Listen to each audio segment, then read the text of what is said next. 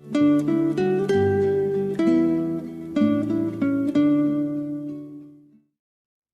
오늘도 이사야서 17장에 기록된 이 말씀을 통해서 하나님께서 주시는 은혜를 우리가 함께 나누기를 원합니다. 여러분, 지금 우리는 이사야서 13장부터 23장까지 이스라엘 주위에 있는 이방 나라의 심판에 대한 말씀을 계속 살펴보고 있습니다. 하나님께서는 이 성도에게만 관심이 있는 것이 아니라 이 불신자들도 다스리고 있다는 것을 말씀을 하고 있는 것입니다. 그러므로 하나님을 믿지 않는 이방 나라도 일반 은총으로 다스리시지만 상식에 어긋난 이 교만함과 포악함으로 악을 행하게 될 때 이 땅의 질서를 위해서 하나님께서 반드시 심판하신다는 것을 우리가 기억을 해야 합니다. 오늘 이사야서 17장 말씀에도 이 북쪽에 있는 이 다메섹이란 나라와 또 에브라임, 즉 북쪽 이스라엘에 임할 심판에 대해서 말씀을 하고 있습니다. 여러분, 이사야서 17장 1절 말씀에 보시면 다메섹에 관한 경고라라고 말씀을 하고 있습니다. 이 다메섹은 아람이라는 나라의 수도입니다. 지금의 시리아라는 나라입니다. 여러분, 우리가 이 다메섹 하면 신약 성경에 보시면 이 바울이 회심한 장소로 많이 알려져 있습니다. 이스라엘의 북쪽에 있는 이 아수르와 바벨론을 가기 위해서는 반드시 이 다메섹을 거쳐서 가도록 되어 있습니다. 반대로 이 북쪽에 있는 강대국들이 남쪽으로 내려오면 또 이 반드시 이 다메섹을 지나게 되어 있습니다. 그렇다 보니 이 아람이란 나라는 위에서 강대국들이 쳐내려오면 주위에 있는 나라들과 연합을 하게 됩니다. 그래서 성경에 보면 북쪽 이스라엘과 연합을 하기도 하고 때로는 요단 동편에 있는 암몬과 연합을 해서 이스라엘을 위협하기도 합니다. 이렇게 아람은 자기의 이익을 위해서 여러 나라와 연합을 하는 나라입니다. 그리고 이 아람은 이스라엘에게는 늘 적대적이었습니다. 다윗 시대에 이미 다윗이 아람을 점령을 했고요. 조공을 바치게 했습니다. 여러분, 사무엘하서 8장 6절 말씀에 보시면 다윗이 아람 사람 2만 2천 명을 죽이고 다윗이 다메섹 아람에 수비대를 두매 아람 사람이 다윗의 종이 되어 조공을 바치니라 라고 말씀을 하고 있습니다. 그러나 이 틈만 나면 이 아람은 옆에 있는 암몬과 연합을 해서 다윗을 대적하기도 하고 또 그 후시대에는요, 남쪽 유다와 북쪽 이스라엘이 나눠지고 난 뒤에 이 북쪽 이스라엘과 사이가 좋지 않을 때 이 남쪽의 아사 왕이 다메섹에 도리어 세금을 바치게 되었습니다. 그리고 이 아합 왕 때는 아람이 북쪽 이스라엘을 침범을 하고 이 아람과의 전쟁에서 아합 왕이 활에 맞아 죽게 됩니다. 그리고 이 아람 나라 장군 나만이란 장군을 여러분 기억하실 겁니다. 문둥병이 걸려서 엘리사에게 고침을 받은 이 나만 장군도 사실 북쪽 이스라엘을 계속 침공했던 장군이었습니다.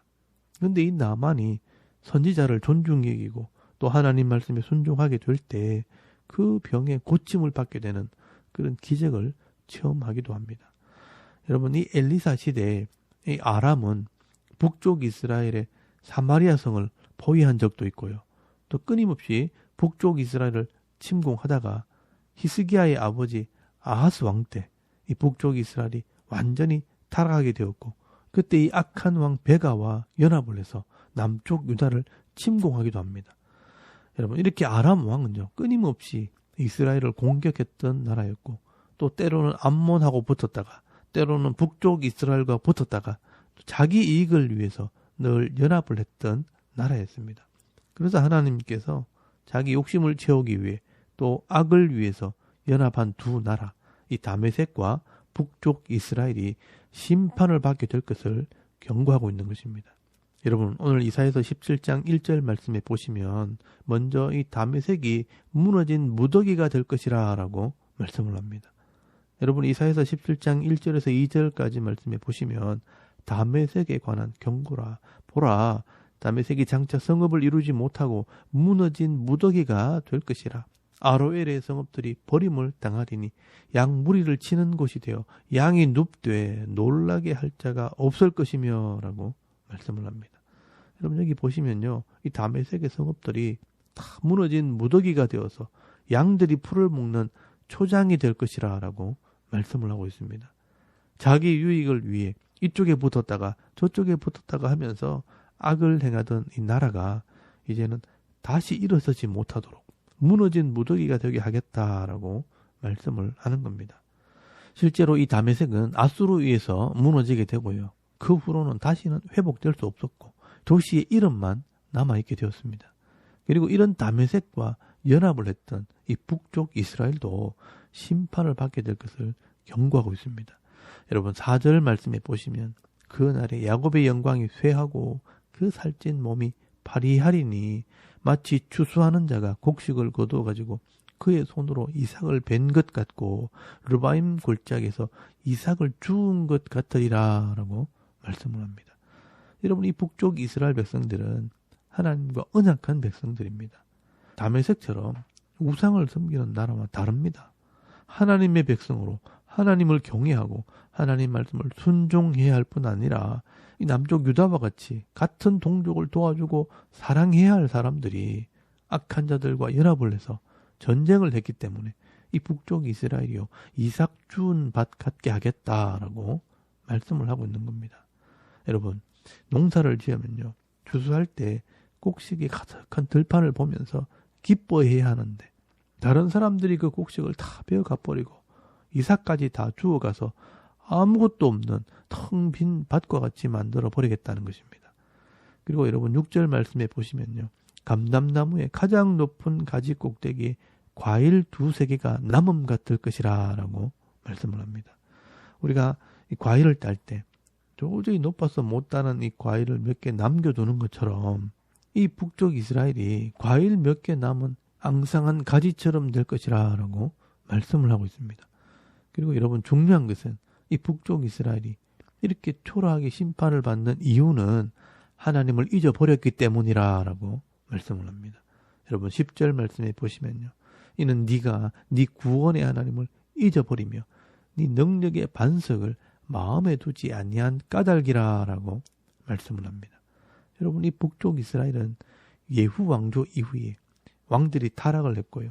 하나님을 의지하기보다는 이방 신들을 의지하고 이방 나라의 힘을 의지했기 때문에 아무리 공을 들이고 정성을 쏟아봐야 헛고생하는 것이라고 말씀을 합니다. 여러분 10절 하반절 말씀에 보시면 그러므로 네가 기뻐하는 나무를 심으며 이방의 나뭇가지도 이종하는도다. 네가 심는 날에 울타리를 두르고 아침에 네 씨가 잘 발육하도록 하였으나 근심과 심한 슬픔의 날에 농작물이 없어지리라 라고 말씀을 합니다. 여러분 지금 여기에 이 북쪽 이스라엘이 하나님을 섬기는 것이 아니라 자기가 기뻐하는 일을 하기 위해서 이방의 나뭇가지를 이종했다는 것은 이 이스라엘 백성들이 이방의 신을 섬겼다는 것을 말씀하는 겁니다. 그러므로 그들이 나무를 심고 울타리를 두르고 동산을 잘 가꾸고 씨를 뿌려서 정성을 쏟아도 거둘 때는요 아무것도 없어서 근심과 슬픔만 있게 될 것이라 라고 말씀을 하는 것입니다. 결국 욕심을 따라 살게 되면 다메섹도 이 하나님 백성을 대적하다가 심판을 당하고 하나님을 잊어버린 이 북쪽 이스라엘도 심판을 당하게 된다는 겁니다. 무너진 무더기같이 추수가 끝난 밭같이 수치와 부끄러움을 당하게 된다는 것입니다. 그러나 여러분 하나님께서 이 이사야 선지자를 통해서 말씀하시는 것은 그런 상황 속에서도 하나님을 잊어버리지 않고 그 마음에 하나님을 기억하는 백성들은 이런 수치를 당하지 않는다는 것입니다. 그러면 오늘도 우리가 세상 속에서 자기의 이익을 위해 이 눈치 저 눈치 보면서 간에 붙었다가 쓸개 붙었다 하지 마시고요. 은혜와 진리가 되시는 예수님께 붙어있는 그런 성도들이 되실 수 있기를 바랍니다. 여러분 예수님께서 말씀하십니다. 요한복음 15장 5절 말씀에 보시면 나는 포도나무요 너희는 가지라. 그가 내 안에 내가 그 안에 거하면 사람이 열매를 많이 맺나니 나를 떠나서는 너희가 아무것도 할 수 없음이라 라고 말씀을 합니다. 여러분 성도는 하나님께 붙어 있고 예수님께 붙어 있어야 열매를 맺게 되어 있습니다. 너희가 내 안에 거하고 내 말이 너희 안에 거하면 이 땅에서 무엇을 구하든지 하나님께서 이루어 주실 것이라 라고 약속을 하셨습니다. 여러분, 오늘도 우리가 이 세상의 분위기를 따라서, 유행 따라서 요동치지 마시고요. 변함없는 이 하나님 말씀을 따라 예수님께 붙어 있는 삶을 살아갈 때 세상 속에서 부끄러움을 당하지 않고 하나님께서 베풀어 주시는 이 풍성한 은혜를 누리며 힘있게 살아가는 저와 여러분의 이런 영적인 삶의 모습이 되줄 수 있기를 주의 이름으로 축원합니다. 아멘. 우리 잠깐 기도드리겠습니다. 오늘도 성실한 삶, 말씀 순종의 삶, 하나님과 동행하는 삶을 살게 하옵소서. 또 나라와 민족을 위해, 교회와 가정과 자녀들을 위해, 이 성도들을 위해서 기도해 주시고요. 또 개인의 기도 제목을 따라 기도하고 오늘 하루 삶을 또 시작할 수 있길 바랍니다. 다 같이 우리 하나님께 한번 기도드리겠습니다.